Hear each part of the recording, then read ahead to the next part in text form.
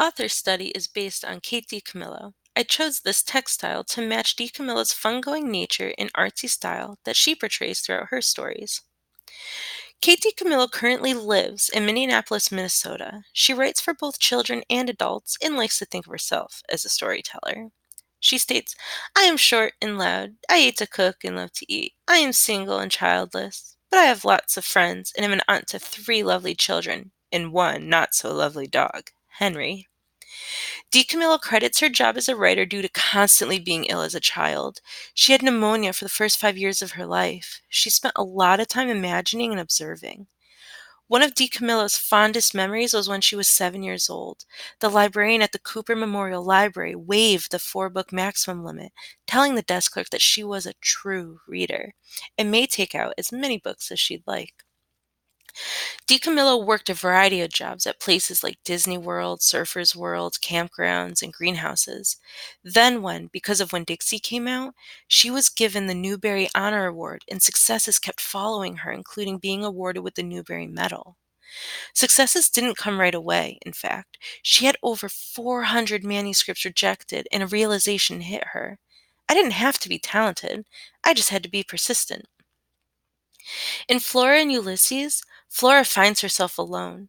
The first chapter of the book is titled A Natural Born Cynic, as Flora describes herself. It isn't until Ulysses, a squirrel, is revived and after an unfortunate situation that he starts to change Flora's perception of the world. In Mercy Watson Fights Crime, Mercy is asleep in her room when she hears noises downstairs and thinks either Mr. or Mrs. Watson is making toast. Though, come to find out, Leroy Nicker is trying to escape, and the story going on a bear hunt is mimicked here. Leroy gets on Mercy, and both are causing a ruckus in the front yard, causing a fire truck to come, the police, the neighbors, but it ends happily. Great Joy takes place just before Christmas. It's a story that tugs at the heart of a young child, Frances, who inquires about an organ grinder who lives on the street. She tries to understand his circumstances, but her mother has no answer to give her. But on the way to the pageant, she offers the man and his monkey to come to church.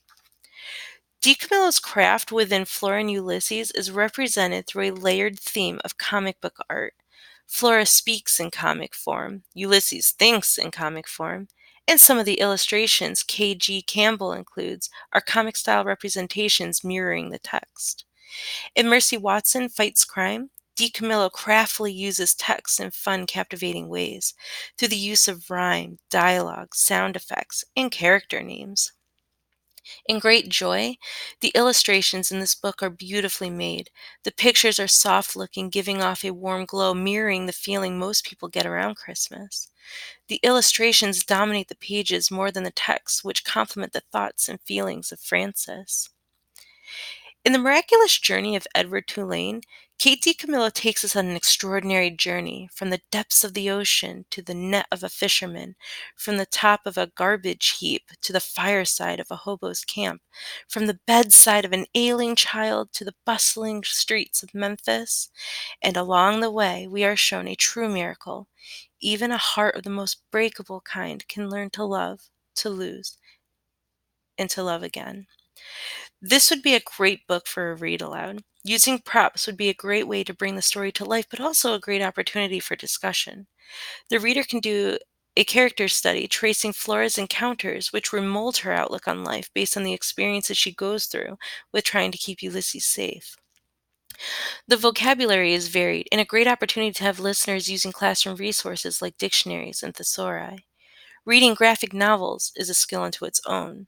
Learning how to read panels and how speech bubbles work, this could be a less overwhelming option to get children interested in reading graphic novels. On the flip side, there are students who only read graphic novels, and this may be a start to getting them to transition out of graphic novels, but not entirely. Kate DiCamillo creates unique characters that go through relatable struggles, to which would make for a fascinating project to do a cross-character study comparing either characters, plots, themes, etc. She understands children. She understands that books help to develop empathy and care for others the way they might for a protagonist. They help us see things from other points of view. So the more people read, the more practice they get seeing how new perspectives and solving problems in different ways.